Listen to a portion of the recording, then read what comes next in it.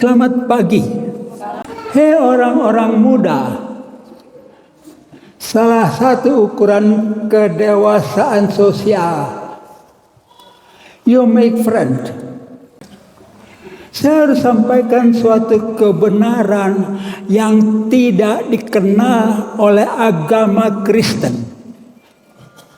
Injil dan agama Kristen itu beda. Saya tunjukkan di sini. Rekan boleh membaca dari bawah ke atas. Tolong dibaca ini. Apa? Insan. Baca bawahnya. Yesaya 1 ayat 3 ya.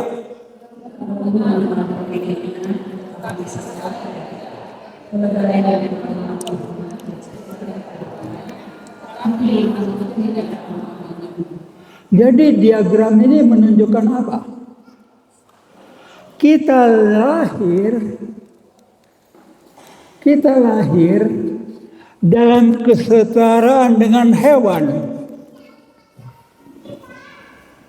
Yesaya 1 ayat 3 katakan, lembu mengenal pemiliknya tetapi Israel tidak mengenal Tuhannya, pemiliknya. Keledai mengenal palungan yang disediakan Tuhannya tetapi umatku tidak memahami. Saudara dan saya memulai kehidupan bukan pada tingkatan manusia, pada tingkatan hewan. Ingat baik-baik. Dari tingkatan hewan, Anda akan meningkat kepada, baca ini, apa ini? Insan pendosa. Baca ayatnya. Yesaya 1 ayat 4.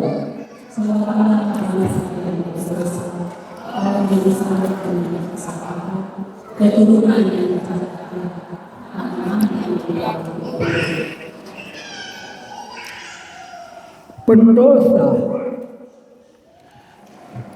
Mulai umur berapa saudara bikin dosa? 2 tahun? Enggak terima. Umur 2 tahun bayi-bayi sudah bisa memberontak terhadap pengasuhnya. Dikasih minum susu yang dia nggak cocok, katanya berontak. Saya sampaikan kebenaran. Ini pahit, tapi kebenaran. Anda mulai bikin dosa umur 2 tahun, pengasuh dilawan. Umur 3 tahun sudah merebut mainan teman. Umur 4 tahun udah lancar berbicara, udah bisa berdusta. Kita lahir setara hewan. Di dalam agama kita diajarkan kita adalah manusia pendosa. Tidak lebih rendah dari itu. Harus jujur. Umur 4 tahun sudah berdusta. Anda berdusta ikut kursus apa enggak? Atau sudah dari dalam sendiri? Itu membuktikan adanya iblis. Dusta adalah dosanya iblis. Saya disadarkan bahwa saya adalah setara hewan. Lalu lihat tanda panah itu meningkat ke atas. Dari insan pendosa dengan mengenal Kristus, dosa saya diselesaikan. Jadi insan yang disucikan dari dosa meningkat. Meningkat lagi apa di atas sana? Insan yang disucikan, insan mulia. Saudara, perjalanan rohani kita dari bawah sini ke sana, ke sana, ke sana. Tolong baca yang ini, apa? Insan? Ayatnya apa? Baca kuat-kuat.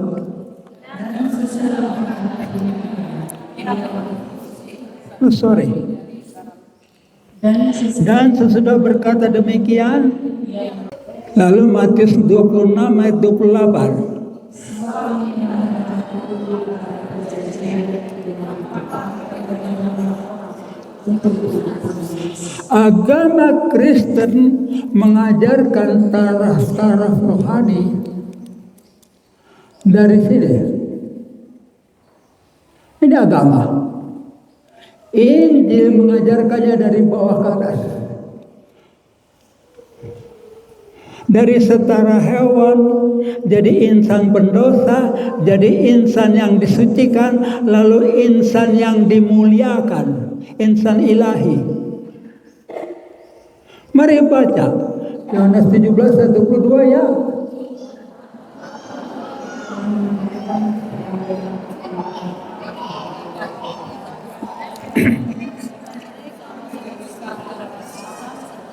Kalau saudara sudah mengakui kebenaran itu, maka saudara akan semakin memuliakan Tuhan Yesus yang telah mendampingi kehidupan kita dari taraf hewani sampai kepada insan yang dimuliakan. Jadi perkembangan rohani manusia, kalau menurut pengajaran Injil, itu dari bawah sampai ke atas. Agama hanya sampai sini. Dan doktrin yang utamanya ditegakkan dari Yohanes 3 ayat 16. Karena begitu besar kasih Bapa akan dunia ini, sehingga dikaruniakan anak yang tunggal, supaya barang siapa percaya kepadanya tidak binasa, melainkan beroleh hidup yang kekal. Sampai sini. Tapi Injil, Anda akan menjadi insan yang dimuliakan, setara dengan Bapa, setara dengan Tuhan. Itulah pentingnya pendampingan Roh Kudus. Dari sini meningkat sampai ke atas. Anda harus maju secara rohani sampai ke tingkatan yang tertinggi itu. Jadi insan yang dimuliakan, bukan sekedar disucikan. Dan ayatnya jelas. Sekali lagi, tolong baca Yohanes 17:1-2. Ya.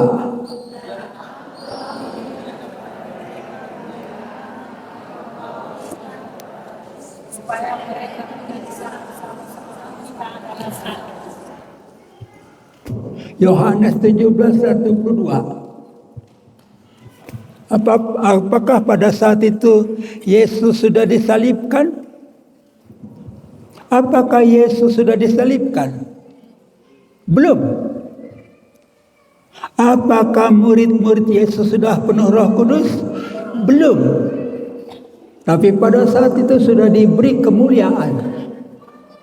Kemuliaan Bapa bagi Yesus. Yohanes 1 ayat 14.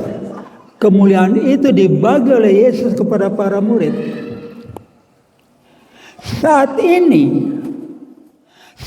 ini kemuliaan sudah diberikan kepada saudara. Tapi karena kita tidak mengerti, maka tidak kita praktekkan.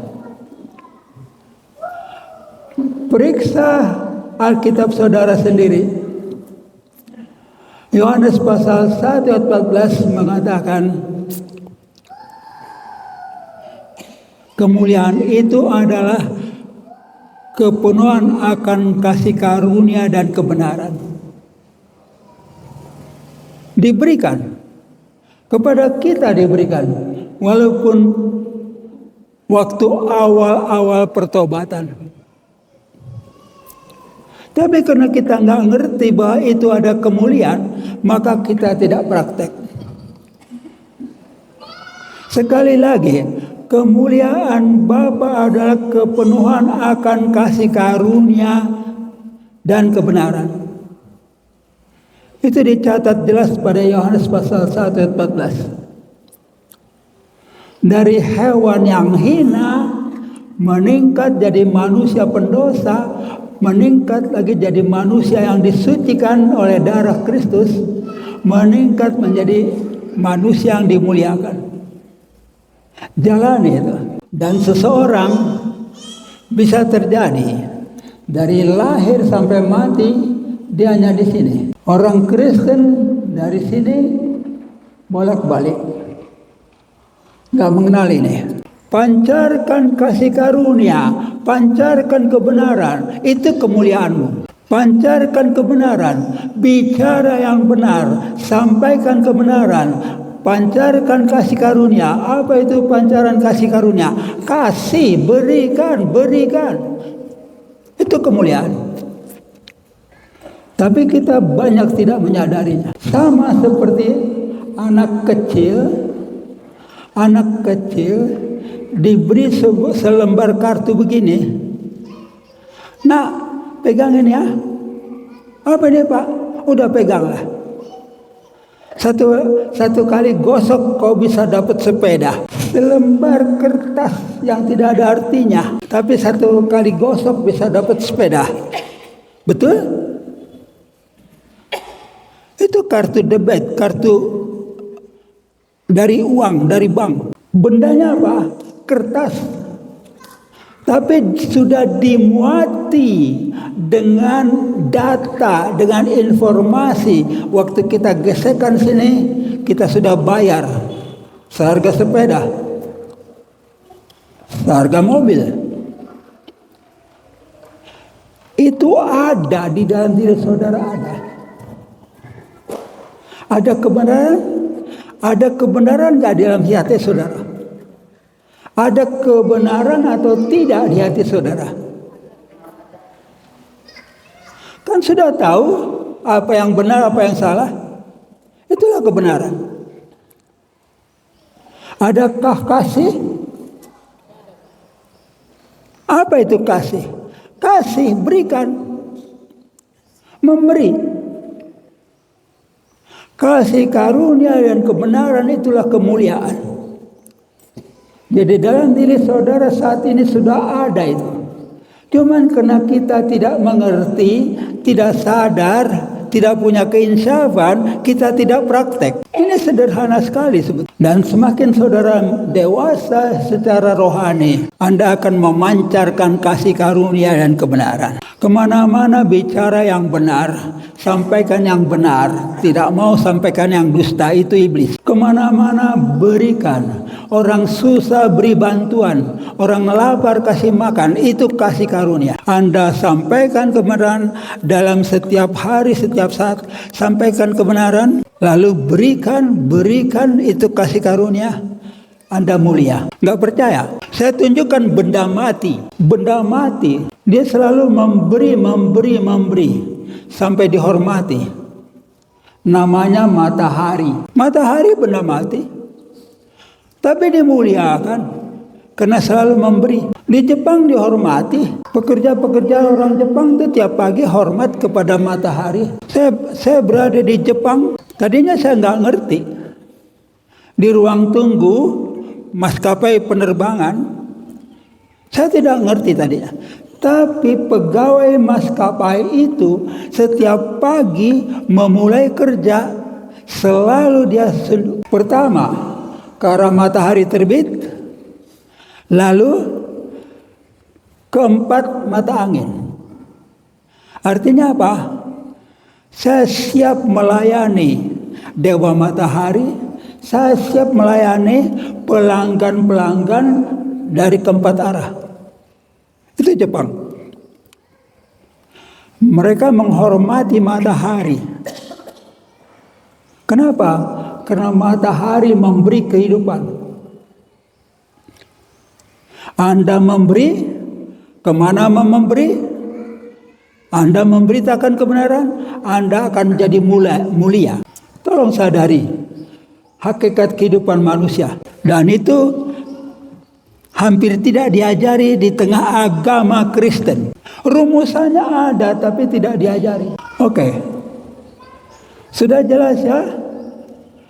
Insan setara hewan dari pengenalan akan Tuhan akan meningkat jadi insan pendosa, dari keakraban dengan Kristus, dibersihkan dari dosa, dari kecemaran, dia meningkat menjadi insan yang disucikan, lalu muncul kesadaran rohani tentang apa itu kemuliaan, kepenuhan akan kasih karunia dan kebenaran. Anda menjadi insan yang dimuliakan. Pernah dengar namanya Suster Maria Teresa di Kalkuta? Dia sampaikan kasih karunia. Suster Katolik, tiap pagi kalau ada orang di selokan di Kalkuta itu, pungut angkat. Mungkin orang kelaparan, udah nggak makan, terbaring di selokan dia bantu. Orang kusta, orang berpenyakitan dia rawat. Kerjanya apa? Dia memberi kasih. Itu pun sudah dihormati.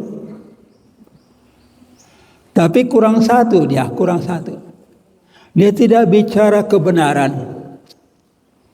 Orang yang dia tolong, yang Hindu tetap Hindu, yang Islam tetap Islam. Dia nggak sampaikan kebenaran Kristus Juru Selamat. Itu Suster Maria Teresa. Dan dia dihormati oleh seluruh umat Katolik. Dikasih gelar santa. Jadi kewajiban saya menerangkan kepada saudara, itulah tingkat kerohanian yang berjenjang, bertingkat yang Anda bisa capai dan harus capai kalau mau ke surga. Kenapa? Tingkatan ini ada tingkatan surga. Di sini. Nggak mau meningkat ke sini, berarti Anda tetap di bawah sini.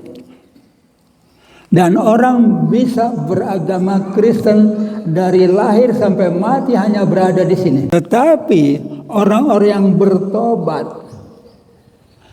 bertobat dalam pemikiran untuk kerajaan sorga. Bertobatlah sebab kerajaan sorga sudah dekat. Bertobat dalam konteks kerajaan sorga. Anda akan masuk ke sini. Ke atas. Kerajaan surga. Saya sudah sampaikan kewajiban saya tahap pertama, tingkat-tingkat rohani. Kalau Anda mau tetap berada pada tingkat pendosa, silahkan. Tapi seharusnya Anda naik kepada insan yang disucikan. Sekali lagi kita baca, cirinya orang ada di sini. Ada di sini. Cirinya apa? Mari baca. 1, 2, 3. Kenapa susah sekali membaca? Tidak terbacakah itu? Atau mulut itu enggan berbicara? Ucapkan bersuara. Yohanes pasal 20 ayat 22. Ya. Dan sesudah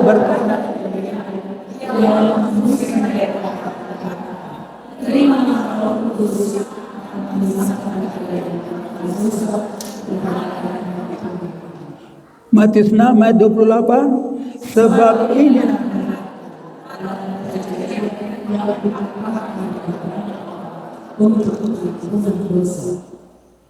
nah, yang saya kasih gambaran huruf hijau di sini tidak ada Roh Kudus. Kata agama-agama lain. Agama Kristen bicara Roh Kudus. Sampai tahap ini. Kata agama-agama lain. Bukan darah Yesus. Bukan. Darah hewan kurban. Jadi penebusan dosa oleh hewan kurban. Potong domba. Potong burung merpati, darah hewan. Kita disucikan oleh darah Yesus. Itu bedanya Injil daripada agama-agama. Dan pada tingkat yang paling tinggi sini, tidak ada kemuliaan insan. Manusia tidak ada kemuliaannya. Itulah pengajaran dari agama-agama yang bukan menganut Injil. Kalau Anda sudah hafal ini, maka Anda siap untuk maju. Tingkatan paling bawah apa? Insan hewani. Tingkatan kedua apa? Insan pendosa. Tingkatan ketiga apa? Insan yang disucikan. Tingkatan keempat dimuliakan.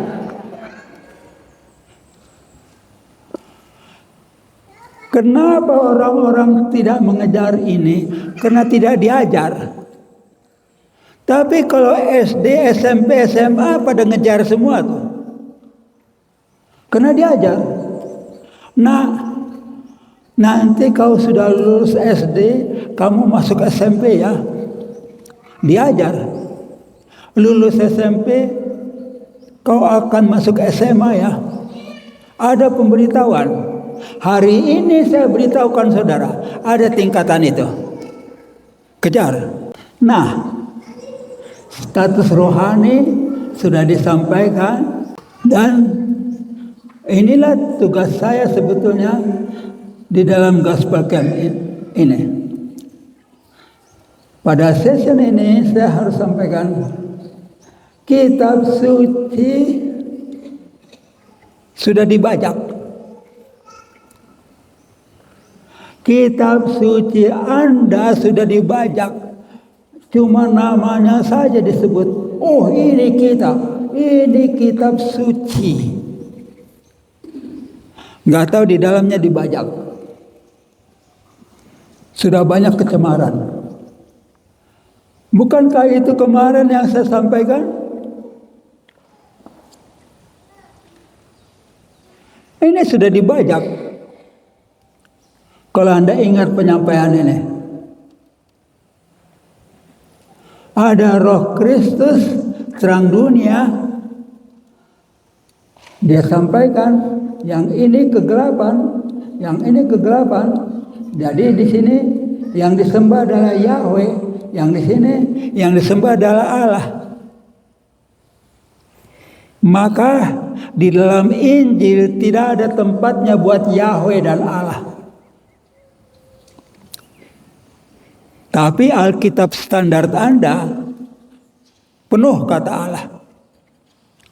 Lihatlah sudah dibajak. Maka Tuhan gerakkan diri saya menerjemahkan ulang yang namanya Injil Matius harus saya terjemahkan ulang. Dan tidak ada lagi kata Allah di situ. Kalau diterbitkan versi Batak, nggak boleh ada Dewata, karena itu hanya dewa kegelapan. Anda tidak mau bergerak meninggalkan Habatahon, Anda akan tetap di situ dalam kegelapan. Ini sudah kemarin. Ini sudah kemarin. Ini sudah kemarin. Nah, ini diagram yang sederhana. Lihat. Di sini ada Musa. Habis Musa ada Yesaya, ada Bethlehem, ada Kristus datang kedua kali di sini. Di sini agama Yahudi akan berakhir pada saat kedatangan Kristus kedua kali.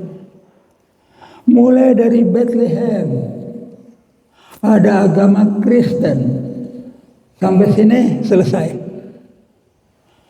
Kedatangan Kristus kedua kali adalah untuk merampungkan agenda Kristus, menegakkan kerjaan sorga di bumi. Ketiganya, agama Yahudi, agama Kristen, agama Arab, Islam akan sampai sini saja. Ketiganya akan tumpas. Mari, tidak ada salahnya saudara membuka supaya mengerti sedikit. Wahyu pasal 20 ayat 1 sampai 4. Buka Alkitab saudara. Wahyu pasal 20 ayat 1 sampai 4. Sudah dapat? Kita baca sama-sama Wahyu 20 ayat 1 ya. Lalu aku melihat seorang malaikat turun dari surga, memegang anak kunci jurang maut dan suatu rantai besar di tangannya. Ia menangkap naga si ular tua, yaitu iblis dan Satan, dan ia mengikatnya 1000 tahun lamanya. Lalu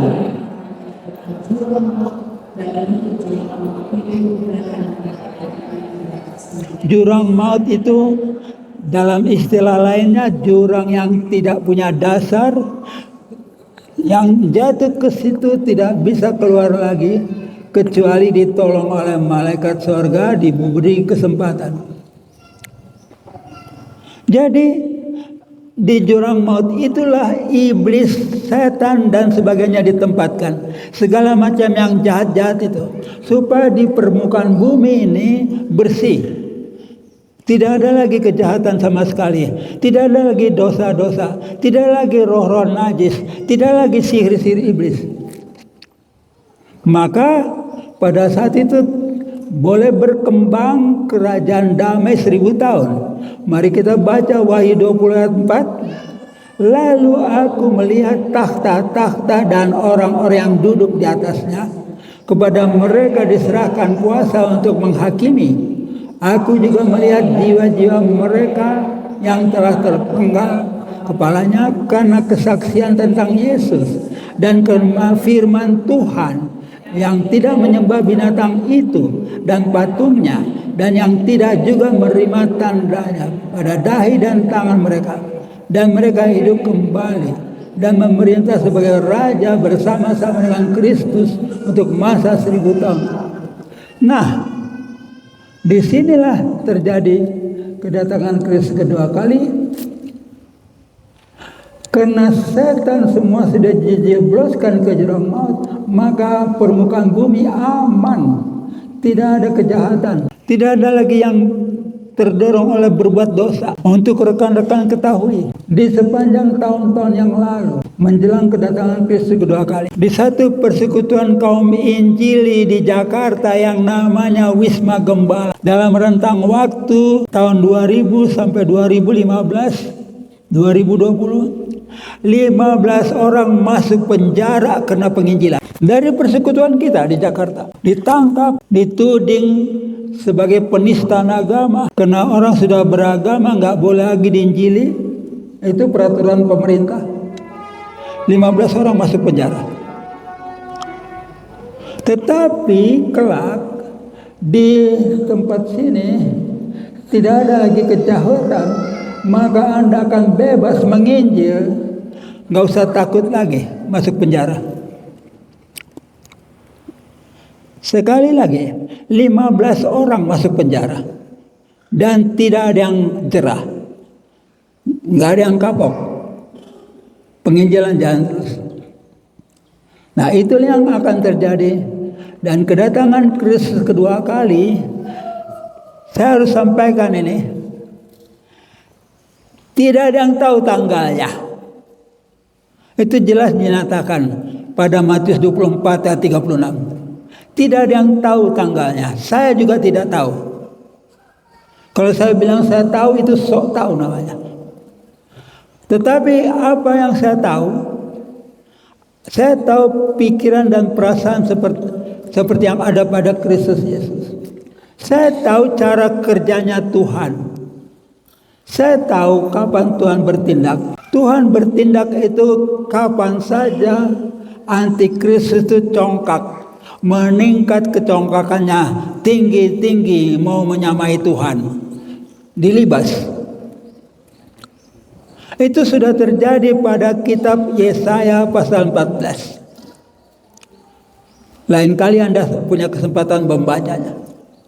Selalu kalau antikristus sudah sombong, meninggi, sampai kepada taraf batas yang Tuhan tentukan, libas, jatuh. Itu terjadi juga di padang gurun. Waktu Yesus berpuasa 40 hari. Pada pencobaan yang ketiga, iblis berbicara kepada Yesus, seluruh kekayaan dunia ini aku berikan kepadamu, asal engkau sujud menyembah aku. Engkau sujud menyembah aku. Itu kesombongan yang sudah meningkat. Dilibas oleh Tuhan. Anyah kau iblis. Selalu begitu. Nah, kapan ini terjadi? Kedatangan Kristus kedua kali. Kalau Anda mau tahu, kedatangan Kristus kedua kali itu bertepatan dengan proklamasi pemerintahan dunia baru. Tanggalnya saya nggak tahu. Tapi mereka mempersiapkan tanggalnya. Para global di situ mempersiapkan tanggalnya. Tahun 2030 akan ada rencana proklamasi tatanan dunia baru, the New World Order. Jadi kalau Anda rajin membuka-buka Google, buka saja Google, tuliskan, ketik dunia pada tahun 2030, Anda akan melihat itu. Sekarang tahun berapa? Tahun berapa sekarang? Tinggal 5 tahun. Udahlah, gak usah banyak-banyak pikiran masa depan.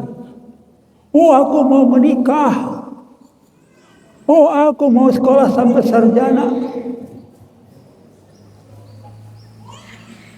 5 tahun lagi Kristus datang kedua kali. Iblis dijebloskan ke jurang maut. Dunia berubah menjadi suasana damai sejahtera. Renungkan, beda dengan waktu saya muda. Waktu saya masih muda, umur 24 tahun, saya bisa bikin perencanaan 25 tahun ke depan. Sekarang kedatangan Kristus sudah dekat, Anda nggak bisa bebas lagi merancang sesuatu. Ini Matius 9 ayat 31 yang sudah kita baca kemarin. Nah, topik kita hari ini, kitab suci dapat dibajak. Rasanya tidak mungkin dibajak, namanya kitab suci. Kalau betul itu kitab suci, pasti itu yang dimiliki oleh yang maha suci. Satu sosok yang maha suci, maha tinggi, maha kuasa. Pasti dia lindungi.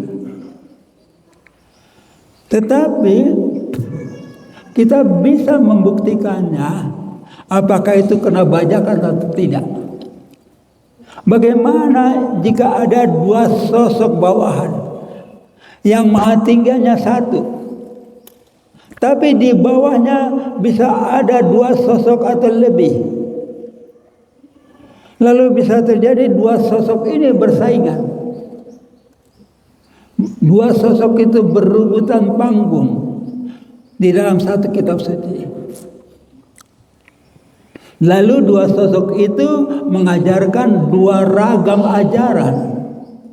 Dan 2 sosok itu dia ada kuasanya juga. Dia mampu mengilhamkan ajaran masing-masing untuk dituliskan oleh para nabi. Jika benar ini yang terjadi, maka akan tampak jelas adanya 2 sumber ajaran di dalam satu kitab suci. Kitab suci hanya satu, tapi ada 2 macam ajaran di dalam satu kitab suci. Jika benar ada 2 sumber ajaran, maka satu logika tentang kebenaran dapat membantu menentukan mana yang sumber yang sah, mana yang sumber pembajak. Saya tulis dengan garis huruf merah. Ajaran yang paling luhur pasti berasal dari Yang Maha Suci.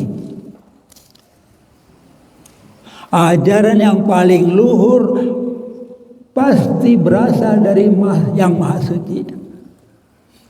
Apa ukurannya paling luhur? Hati nuranimu. Setiap manusia diberi hati nurani, maka dia bisa menilai mana tindak tanduk yang luhur, mana tindak tanduk yang hina. Itu peranan hati nurani. Kalau Anda mau pakai istilah Roh Kudus, boleh-boleh saja, tapi Roh Kudus itu tidak kepada semua orang diberikan. Yang diberikan kepada semua orang adalah hati nurani. Dan anak kecil justru yang punya hati nurani. Anak kecil bisa kasih komentar. Papa, itu orang jahat ya. Hati nurani. Jadi ajaran A, B, C, D, mana yang paling luhur? Itulah yang dari yang maha tinggi. Itu ukurannya. Anda boleh belajar tentang Buddha, tentang Islam, tentang Hindu, segala macam ajaran. Tapi kalau hati nuranimu masih hidup, kau tahu yang paling luhur adalah yang paling tinggi dari hati nurani kita. Ajaran yang paling luhur pasti berasal dari yang maha suci. Jangan pernah lupakan. Maka kita mulai melihat sekarang beberapa ayat di dalam Alkitab. Saudara boleh baca dengan bersuara. Yesaya 43:3. 1, 2, 3. Sebab. Kenapa nih lagi tidur? Hah? Yang gairah baca. Yesaya 43:3. Ya, sebab Yahweh Elohim yang Maha Kudus, Elohi Israel, Juru Selamat, aku menebus engkau dengan Mesir dan memberitakan Ethiopia dan Sheba. 4. Oleh karena engkau berharga di mataku dan mulia, dan aku ini mengasihi engkau, maka aku memberikan manusia sebagai bagian dan bangsa-bangsa sebagai bagian. Janganlah takut, sebab aku ini menyertai kamu. Aku akan mendatangkan anak dari timur.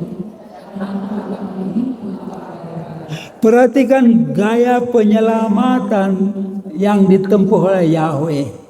Gaya penyelamatannya apa? Aku menebus engkau dengan Mesir dan memberikan Ethiopia dan Sheba sebagai gantimu. Mesias saudara, Mesias kita, bagaimana gaya penyelamatannya? Mesias saudara menyelamatkan saudara dengan membayar apa? Dengan membayar apa? Hei, kita ditebus oleh apa? Darah Yesus. Bukannya tukar guling. Yang ini namanya tukar guling. Aku menebus engkau dengan Mesir dan memberikan Ethiopia dan Sheba sebagai gantimu. Jadi tukar guling. Israel buat saya, Ethiopia, Mesir buat yang jahat. Beda. Sekarang kita pindah. Yesaya 43:11. Ya. Akulah Yahweh dan tidak ada juru selamat selain daripada. Tidak ada juru selamat. Jadi dia membuat Mesias yang lain itu mati langkah. Nggak ada lagi katanya.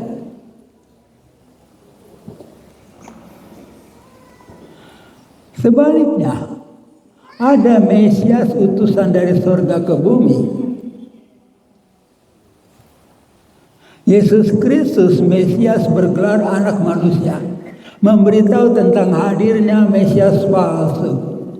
Pada Matius 24 ayat 5. Mari baca Matius 24 ayat 5. Ya, sebab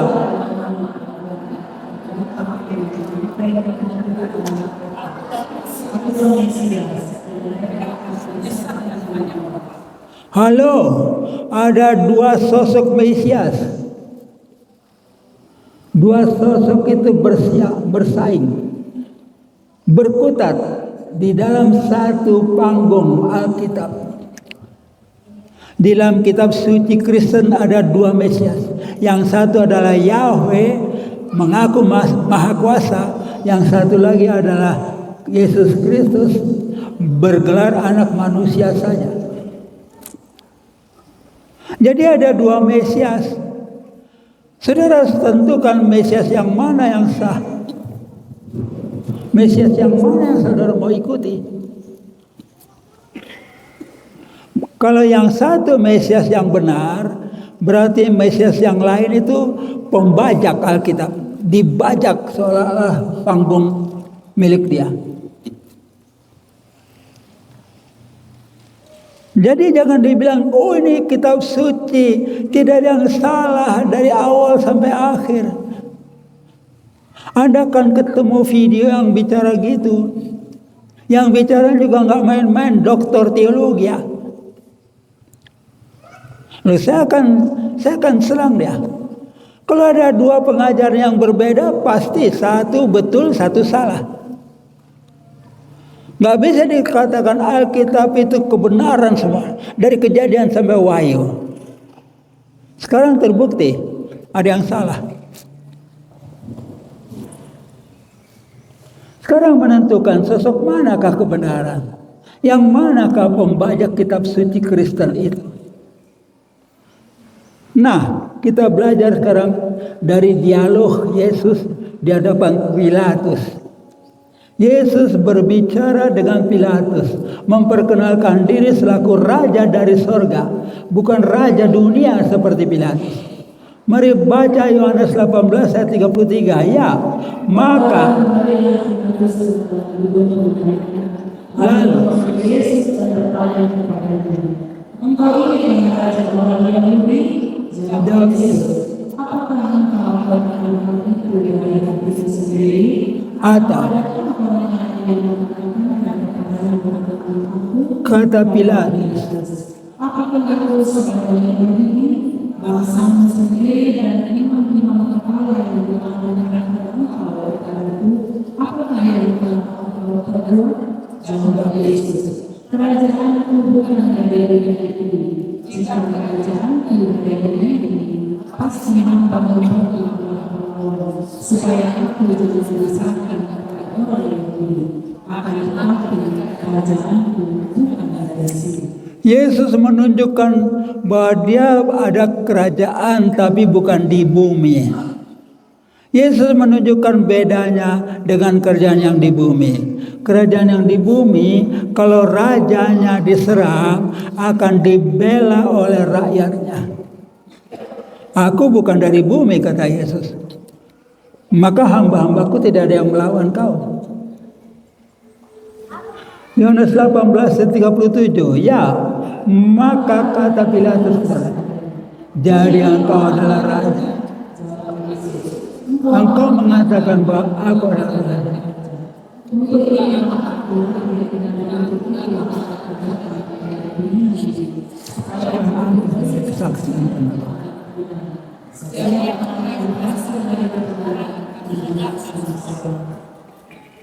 Satu catatan penting untuk ayat ini. Satu catatan yang harus kita simak semuanya. Yesus katakan apa? Untuk itulah aku lahir dan untuk itulah aku datang ke dalam dunia ini, supaya aku memberi kesaksian tentang kebenaran. Saudara, saya menemukan bahwa di dalam kalimat Yesus inilah terletak sumber kebahagiaan yang sejati. Saudara merasa diri bahagia? Saya kasih tahu. Anda hanya bisa merasakan kebahagiaan sejati kalau Anda tahu untuk apa Anda dilahirkan ke bumi. Tuhan, apa maksudmu bahwa saya harus lahir ke bumi? Ada acara apa yang harus saya lakukan? Agenda apa yang harus saya penuhi, Tuhan? Dan itu menjadi sumber kebahagiaan saudara. Yesus tahu apa agendanya dia datang ke dunia ini. Untuk apa? Untuk menyelamatkan manusia. Mengangkat taraf hidup manusia dari taraf hewani kepada insan yang berdosa tetapi tidak berhenti di situ, terus kepada insan yang disucikan tetapi tidak berhenti di situ, terus kepada insan yang mulia. Itulah agendanya Kristus datang ke bumi. Kalau saudara tahu apa agendamu datang ke bumi, saudara akan berbahagia. Hari ini saya dan istri saya tahu apa agenda kedatangan kami ke bumi. Hari ini kami tahu. Apa itu? Menegakkan Injil kerajaan sorga di bumi. Memberitakan Injil kerajaan sorga di bumi. Dan menuntun orang-orang sebanyak-banyaknya untuk bergabung dengan kerajaan sorga di bumi ini. Agenda saya dan istri saya kami sudah tahu. Maka kami berdua setia melakukannya. Walaupun sudah berjalan terseok-seok. Walaupun sudah usur. Tapi saya tahu itu agenda. Saya melakukannya dengan sukacita. Sama seperti Yesus dengan sukacita memikul salibnya. Dia dihina, dia diazab, disiksa. Tapi dengan sukacita dia memikul salibnya. Lalu sambil memikul salibnya, dia masih berbicara kepada orang-orang itu. Jangan tangislah diriku, hei perempuan-perempuan Yerusalem. Tangislah dirimu sendiri dan keturunanmu. Itu kebahagiaan Kristus di dalam memikul salib. Saudara tidak akan pernah dapat kebahagiaan itu. Kecuali kalau mulai sekarang Anda berdoa menanyakan, Tuhan Yesus, saya lahir ke bumi. Tentu ada satu maksudmu, bukan maksudku. Apa maksudmu Tuhan? Sehingga Engkau tempatkan saya di bumi. Dan kalau Anda sudah dapat jawaban itu, Anda hidup menurut cara itu, Anda akan berbahagia. Yang lain itu omong kosong. Kebahagiaanmu bukan oleh rupiah. Kenapa? Kalau kebahagiaanmu dihitung dari rupiah, tidak akan mencapai puncaknya. Dapat 1 rupiah, dapat 10 rupiah, dapat 1 juta. Habis 1 juta, 2 juta, habis 2 juta, 3 juta, habis 3 juta, 4 juta. Nggak ada habisnya. Betul? Kebahagiaanmu bukan dari rupiah. Bukan dari harta. Bukan dari tingginya derajat sosial, sekolah. Kebahagiaanmu yang sejati adalah jika engkau tanyakan kepada Tuhan. Apa agenda buat saya Tuhan? Sehingga engkau tetapkan saya lahir ke bumi. Tanya. Kalau Anda tidak tanya, tidak akan ada jawaban. Matius 7:7. Mintalah, maka diberikan kepadamu. Tanyalah, engkau akan mendapat jawaban. Tidak mau tanya, berarti nggak dapat jawaban. Dan iblis berkepentingan supaya Anda tidak dapat jawaban. Supaya apa? Anda tidak mendapatkan kebahagiaan yang sejati. Anda akan menjadi seperti makhluk-makhluk yang berkeliaran yang tidak tahu agendanya. Lain kali dia dipotong, lain kali dia dicincang. Nah, dari sekarang tanyakan. Dan usia itu bukan menjadi soal. Entah usia berapa, Tuhan bisa kasih tahu. Lalu Anda mengikutinya, Anda akan menjadi berbahagia. Untuk itulah aku lahir. Untuk apa? Untuk menuntun manusia kepada kehidupan kekal. Bahkan kepada kemuliaannya. Walaupun untuk menuntun itu aku harus menyerahkan nyawaku. Menderita siksaan itu. Dan aku berbahagia, kata Kristus. Renungkan itu. Lalu pelajaran yang berikut, supaya aku memberi kesaksian tentang kebenaran. Supaya aku memberikan kesaksian tentang kebenaran. Loh, ada 20-an nabi sebelum Yesus. Nabi-nabi itu sudah mencatat nubuatan-nubuatan pelbagai kebenaran. Kok masih dikatakan supaya aku memberi kesaksian tentang kebenaran?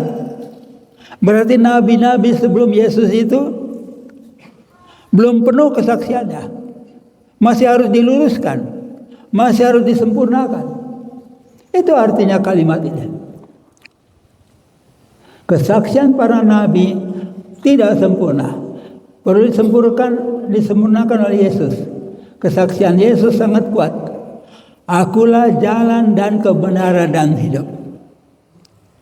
Nabi-nabi tidak pernah bisa bersaksi tentang itu, tidak juga Yahweh. Yesus melengkapi kebenaran pemberitaan para nabi perjanjian lama, bahkan meluruskannya agar sempurna pemberitaan Injil kerajaan sorga. Karena itu sebetulnya yang harus diberitakan. Untuk jelasnya, semua nabi mengklaim diri diutus oleh Tuhan. Namun pengutusan mereka adalah orang dari bumi untuk bumi. Nah, bedanya dengan Kristus, roh anak. Dia adalah utusan Tuhan dari sorga untuk bumi. Satu-satunya utusan yang dari sorga untuk bumi itu Yesus Kristus. Nabi-nabi Yahudi adalah utusan dari bumi untuk bumi. Termasuk si Muhammad yang kemarin dirayakan itu. Apa itu? Maulid. 1 Muharram. Jadi Kristus itu utusan Tuhan dari sorga untuk bumi. Dia tinggalkan sorga, dia turun ke bumi demi membuka mata manusia bumi yang belum mengenal Tuhan. Ingat Yesaya 1 ayat 3, kita sebagai hewan yang buta, kita tidak mengenal Tuhan. Maka roh anak memasuki rahim Maria di bumi, lalu di dalam rahim Maria dia beroleh selubung jasad manusia, sahlah dia menjuluki dirinya anak manusia. Itu sebabnya Yesus dengan sukacita menjuluki dirinya sendiri selaku anak manusia. Dan saudara adalah anak-anak manusia. Perhatikan kalimat itu. Kalau Kristus itu anak manusia dengan huruf-huruf besar, saudara dan saya adalah anak manusia dengan huruf kecil. Anak manusia dan anak manusia itu harus kompatibel, selaras, seirama, dan dapat bekerja sama dengan serasi. Diutus dari sorga, Kristus itu, namun berpenampilan manusia. Bebaslah anak manusia berkomunikasi, bergaul dengan masyarakat manusia untuk menjelaskan keberadaan Bapa Pencipta dan mengajar manusia cara bergaul dengan Bapa, seraya manusia siap untuk hidup kekal di hadirat Bapa di luar ruang dan waktu. Ini menjadi penting. Kita hidup di dalam ruang dan waktu. Bapa hidup di luar ruang dan waktu. Tidak bisa kita pikirkan, tidak bisa kita mengerti karena di luar ruang dan waktu. Itu bedanya. Dan kita tidak bisa ketemu Bapa karena dia ada di luar ruang dan waktu. Kita hanya bisa ketemu Bapa dengan perantaran Yesus Kristus yang memperkenalkan Bapa itu. Dan itu pun baru terjadi kalau sudah mati. Kematian adalah kepindahan kita dari dalam ruang dan waktu keluar. Itu kematian. Lihatlah gambar ini. Ini bumi, anak manusia di sini. Di luar ruang dan waktu ada Bapa. Kita tidak bisa pindah dari sini ke sini kecuali mati dulu.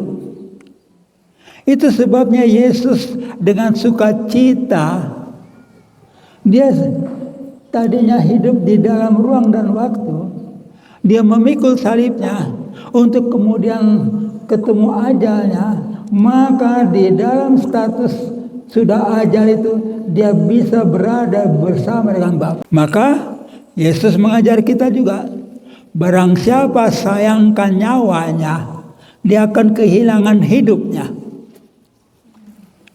Harus kita mengerti dengan dua istilah itu. Barang siapa sayangkan nyawanya, dia tidak akan mendapatkan hidup kekalnya. Sekali lagi, anak manusia hadir di dalam ruang dan waktu. Anak-anak manusia hidup di dalam ruang dan waktu. Mau hadir bersama Bapa, melewati kematian. Seperti anak manusia melewati penyaliban. Berikut. Ada Yahweh, ada Yesus sekarang. Kita sudah tahu dua sosok itu. Siapa sejatinya pembajak Alkitab? Mari amati. Namanya kah? Riwayatnya diamati. Gayanya, pemujaannya. Yesus mengajar, amati wataknya. Saya berkenalan dengan Bapak ini. Ya kan? Dengan Bapak ini. Dari anak dalam ya.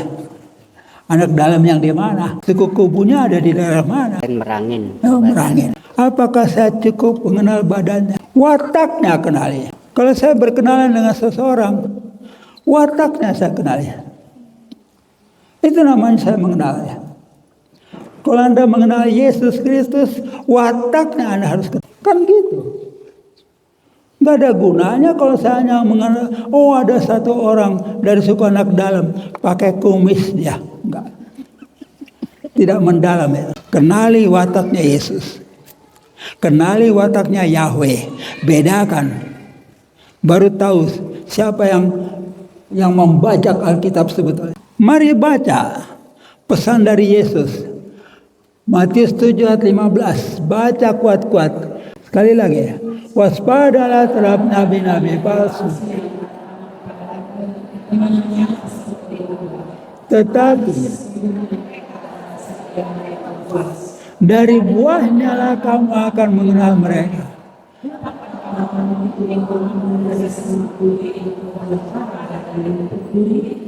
Demikianlah.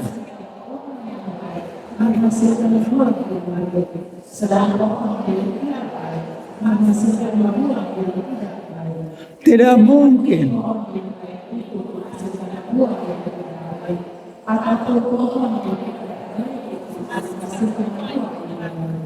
Ada Yahweh, ada Yesus.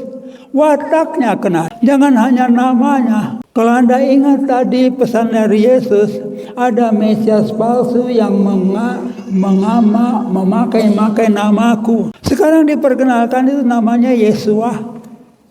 Mirip dengan Yesus. Itu tiru-tiruan. Wataknya. Tidak mungkin pohon yang baik itu menghasilkan buah yang tidak baik. Ataupun pohon yang tidak baik itu menghasilkan buah yang baik. Watak. Siapa tahu pepatah bahasa Inggris.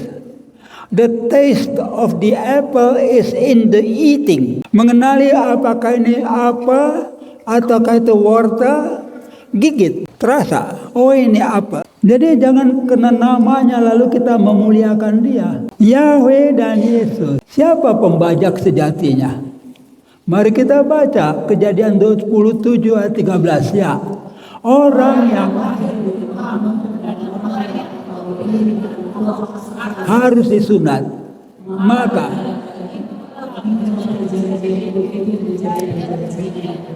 dan orang yang tidak disunat, maka orang itu harus dilenyapkan. Tidak bersunat mati. Itu ketentuannya Yahweh. Dan itu sangat ditaati. Sehingga Yesus kena orang tuanya orang Yahudi, kena juga dia disunat. Baca Lukas 2 ayat 21 ya. Dan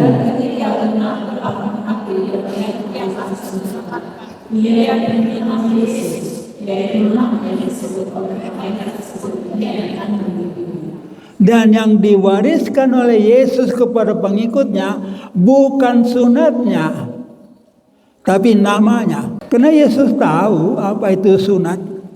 Dia tahu itu perjanjian Abraham, perjanjian dunia, bukan dari sorga. Anak manusia beroleh nama mulia Yesus yang menjamin kesejahteraan hidup kekal bagi semua umatnya, bagi saudara dan saya. Masih ingat lagunya? Dalam nama Yesus ada pengampunan, dalam nama Yesus aku diselamatkan, dalam nama Yesus iblis kusingkirkan, dalam nama Yesus. 10 bait. Nama Yesus itu sangat penting. Maka oleh kasihnya tidak sudi Yesus mewariskan perjanjian sunat kepada umatnya. Makanya kita tidak perlu disunat. Tetapi perjanjian darah yang dia lakukan. Darah Yesus tercurah habis. Demikian juga darah martir atau darah saudara kalau saudara menjadi martir. Mari kita baca lagi. Matius 26 ayat 27 ya. Sesudah itu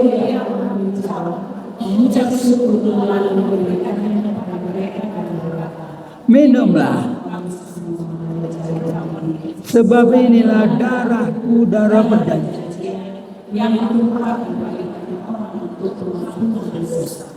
Jadi Yahweh ngajarkan sunat.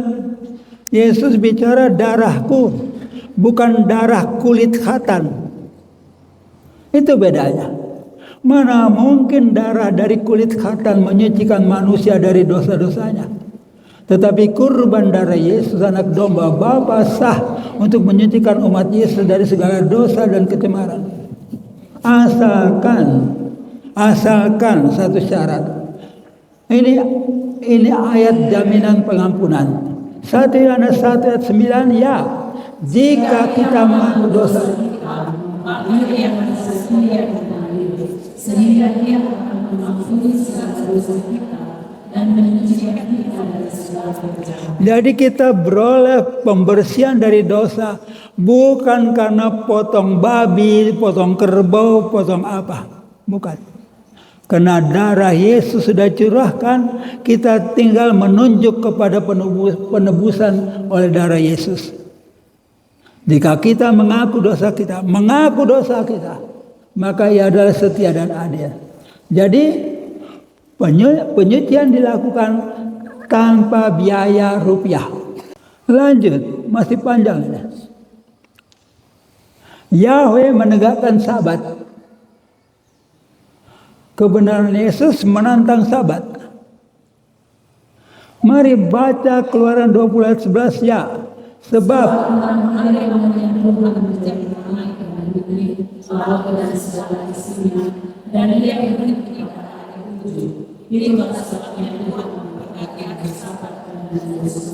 anak muda yang pakai akal sehat membaca bagian ayat ini, pasti dia berpikir, ia berhenti pada hari ke-7.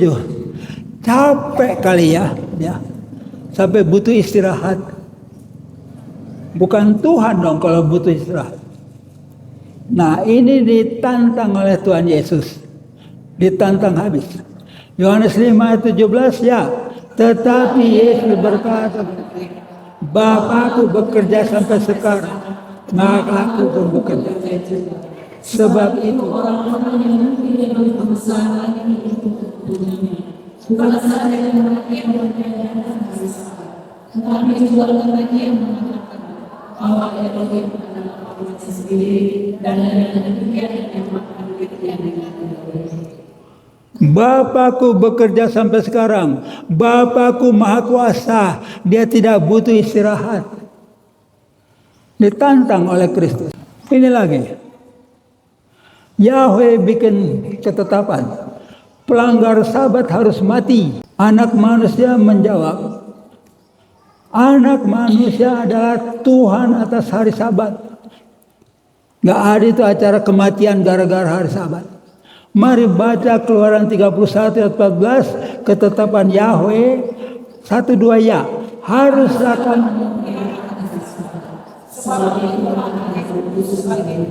siapa yang melakukan keputusan hari Sabat pasti lebih dari mati. Sebab setiap orang yang melakukan pekerjaan pada hari itu, orang itu harus dilenyapkan dari dalam proses. Melanggar sabat mati. Datang Markus 2 ayat 27. Lalu kata Yesus kepada mereka, hari Sabat diadakan untuk manusia dan bukan manusia untuk hari Sabat. Jadi anak manusia adalah juga Tuhan atas hari Sabat. Nggak benar itu hari Sabat, kata Tuhan Yesus. Yahweh tetapkan pelbagai makanan haram. Dalam Imamat pasal 14 ayat 8, 10, 19, Yahweh menetapkan pelbagai makanan yang tidak boleh dimakan, haram. Di samping pelbagai makanan yang dibolehkan. Ini dapat istilah keren di Israel sana, kosher kata.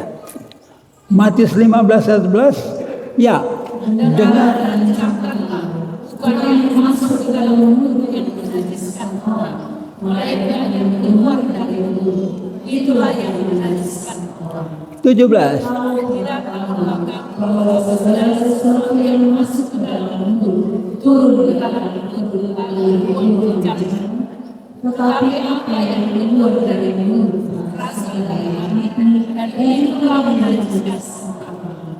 Karena dari hati timbul segala pembunuhan, perjinahan, percabulan, pencurian, sumpah palsu, dan hujat.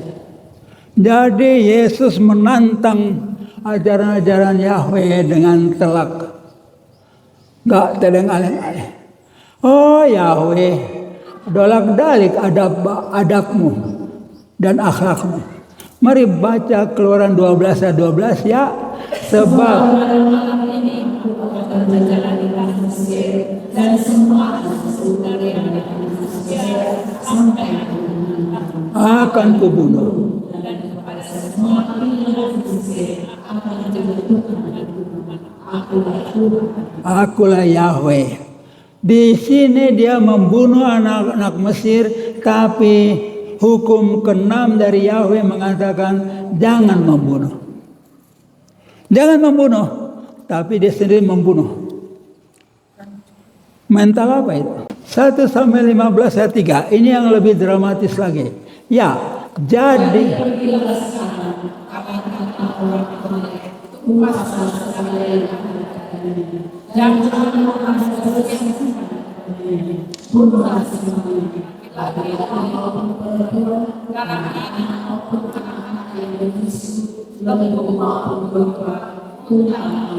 Yahweh bilang jangan membunuh, tapi dia perintahkan supaya Samuel, melalui Samuel, musnahkan orang Amalek, genocide, pemusnahan ras. Bukan hanya orang Amalek, pada bilangan 31 juga Yahweh berfirman kepada Musa, lakukanlah pembalasan orang Israel kepada orang Midian. Kemudian engkau akan dikumpulkan kepada kaum leluhurmu. Ini pun pemusnahan ras oleh Musa terhadap orang Midian. Lalu yang konyolnya muncul, ada mengkhususkan upeti bagi Yahweh. Seperti penjajah saja. Mari baca bilangan 31:28 ya. Dan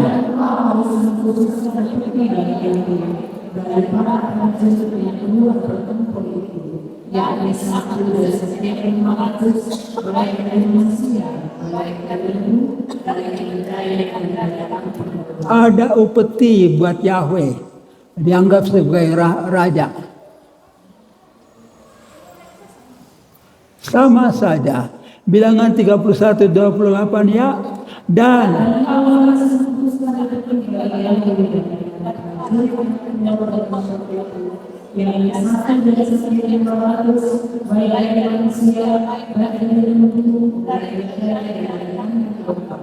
upeti bagi Yahweh, upeti bagi Yahweh, upeti bagi Yahweh, upeti bagi Yahweh.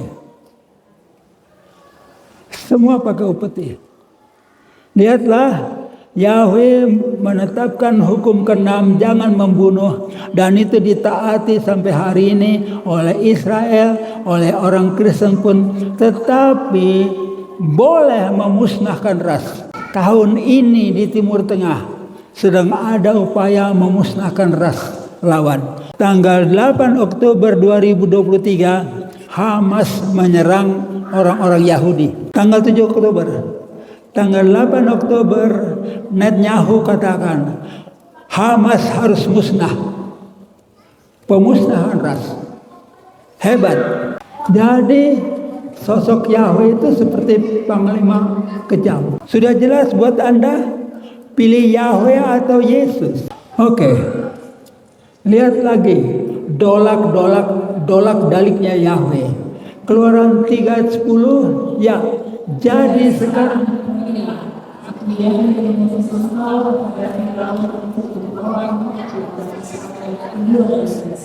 Keluaran 4 ayat 24. Tetapi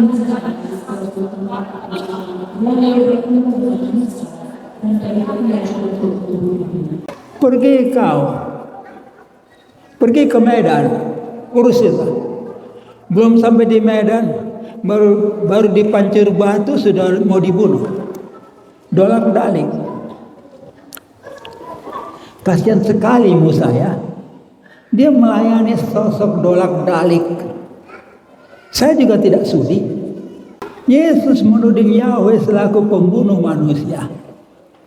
Yesaya 64 ayat 8. Tetapi sekarang ya Tuhan, Engkaulah Bapa kami.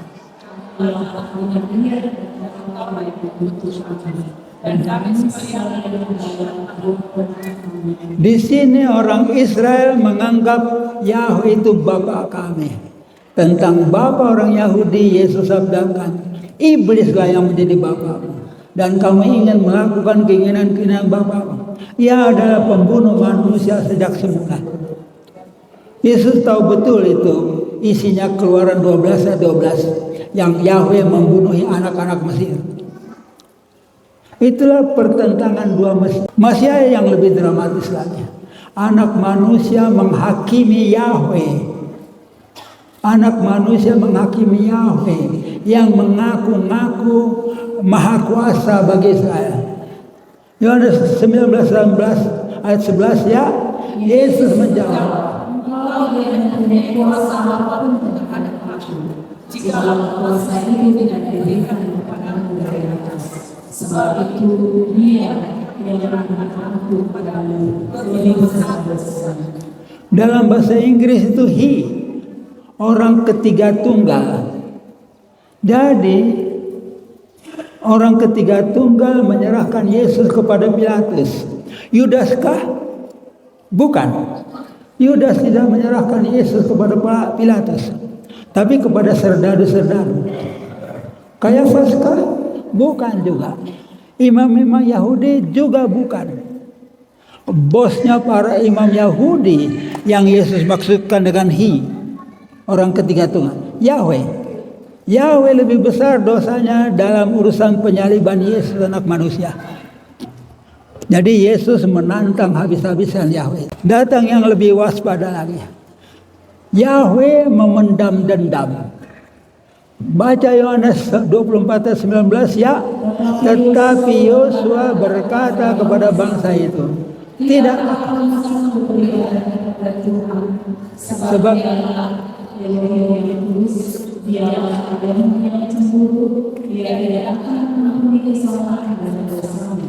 apabila kamu dan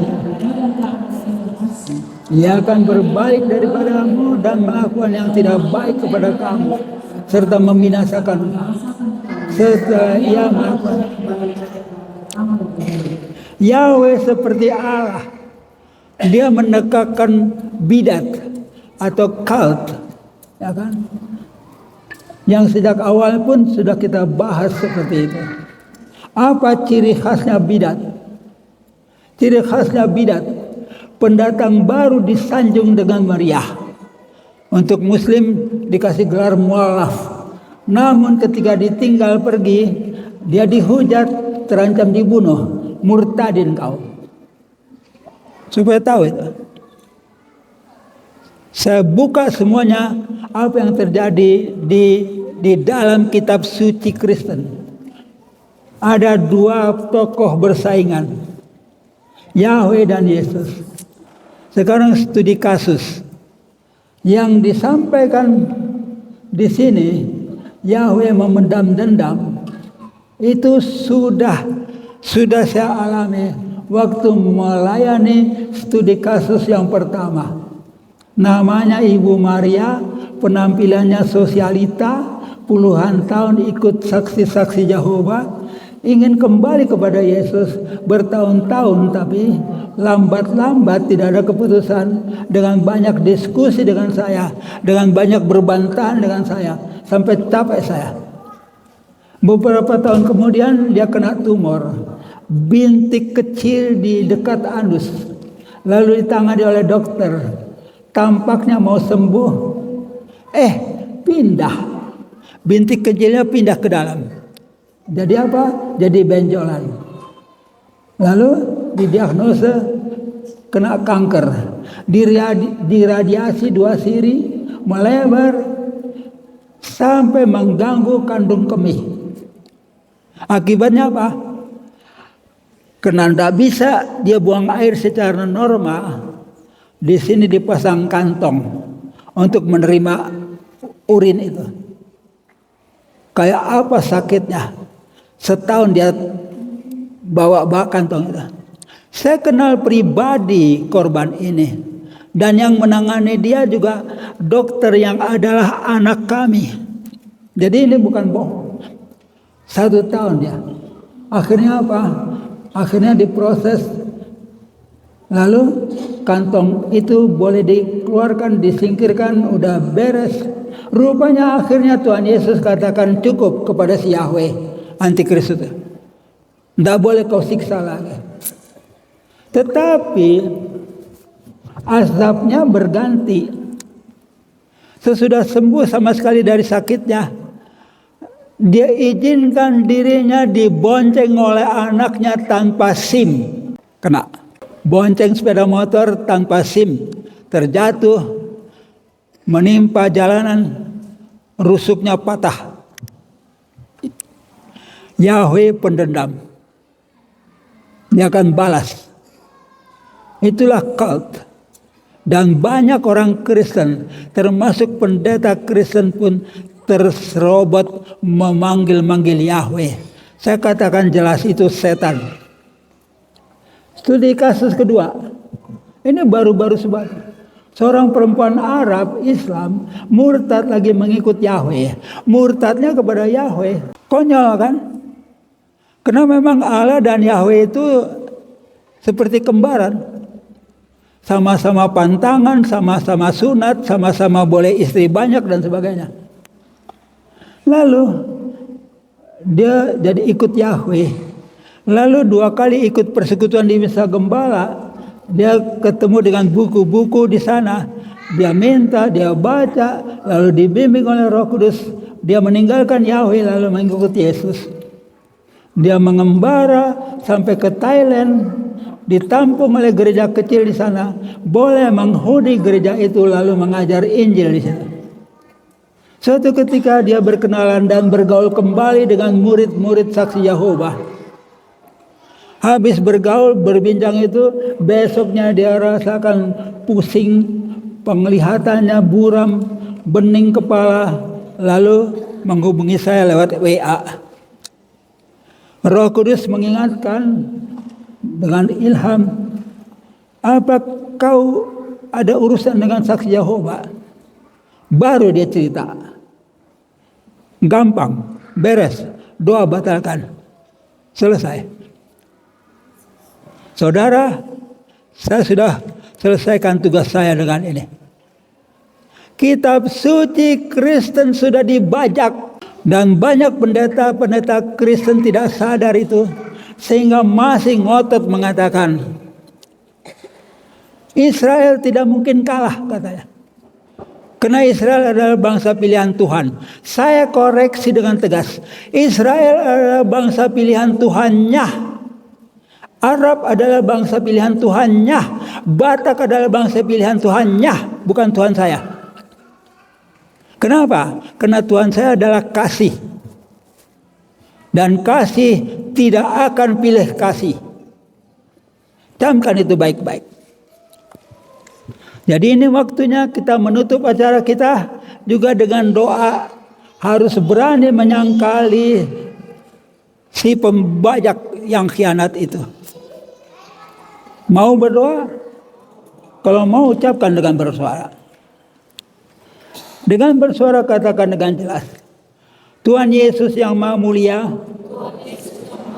hari ini saya belajar lagi.